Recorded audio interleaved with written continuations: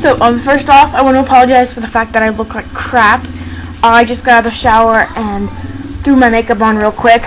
Second off, I want to apologize for the fact that it's been about 2 weeks since I've made a video, and that's because our Wi-Fi minute data thingy mabob was running low and I couldn't make one last week.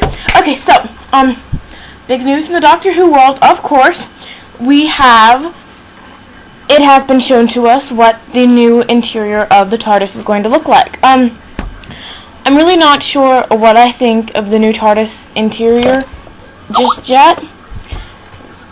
I need to see it in action, you know, because a picture, yes, pictures are worth 1,000 words, however, videos are worth like 1,000,000 words.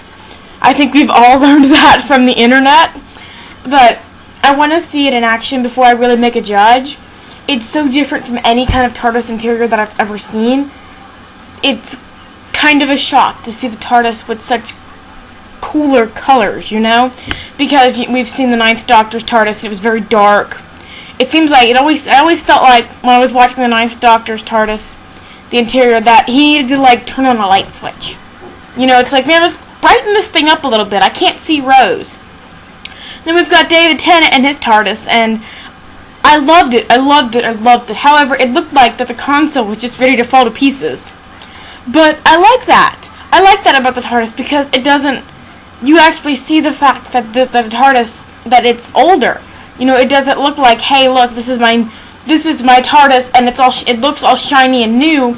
It actually kind of looked its age, I felt like, and I like that. And then with Matt Smith's TARDIS, we have a very new, very hip-looking design. It's got the glass floors. We get to see those multiple levels.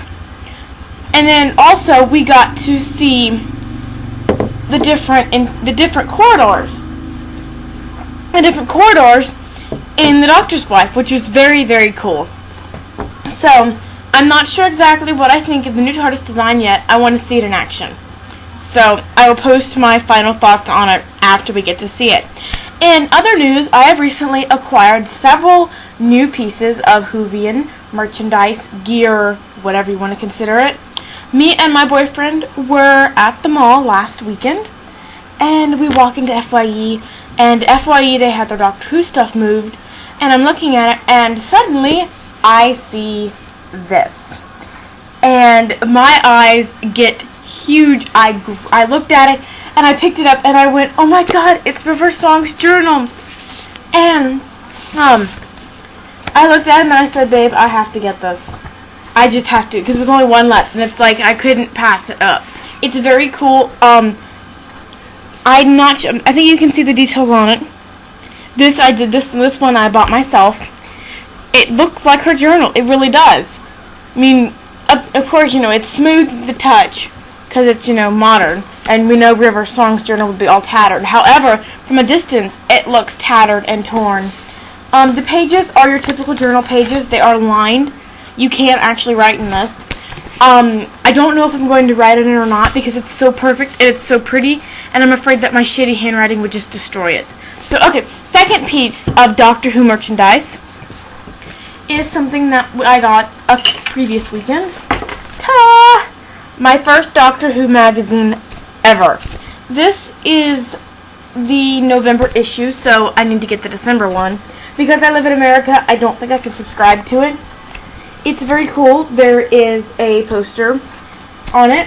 One side has the Asylum of the Daleks poster, and the other side is the Angels Take Manhattan. There is this huge, huge interview with Karen and Arthur about their feelings on, like, every Doctor Who episode they've ever been in. It's called Adventures in Space and Time, and it's very interesting because it's very cool to look into. It's very cool to look into what they think. And then there's this whole spread on Daleks, and it's all about Dalek toys and the merchandise. And I'm going to talk more about this in a separate post, which I'm probably going to do in a couple days. So I can't link it to you right now. My last item, which is probably one of my favorite, might be my favorite, is this. My Amelia Pond action figure. And it's just, I got this from Hot Topic. Me and my boyfriend were at a different mall, and I seen it, and I just, again, oh my god, I practically shoved this woman out of the way to grab it, and I was gonna buy it, and he had a Doctor Who shirt and a couple other things. Well, when the woman ran up my figure, she said, you've got this 15% discount. This is only a $20 item, so you're not gonna get a big discount. You want to buy something else.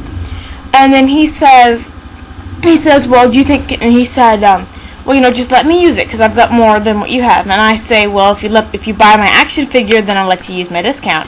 So he bought it for me, and I'm very, very grateful that he did. It's really, really cool.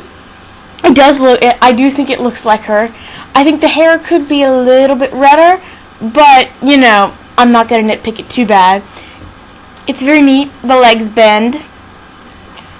Her arms bend at the elbow, and then they do raise up almost. They don't raise up. Oh, they do raise up all the way.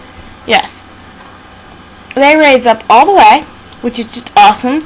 And this is actually. There are several pictures of Karen Gillian floating around the internet where she is playing with this exact same model, this same action figure, and they're very cute because her eyes are just all wide and everything. Now, this is my first Doctor Who action figure, and actually, I was going at that same mall. They had one for Amelia Pond, the child, and I ended up getting this one instead. And I just realized this video is pushing 7 minutes, so I'm gonna shut up now. Thank you so much for listening to me rant. Drop a like on our page, and thanks for watching.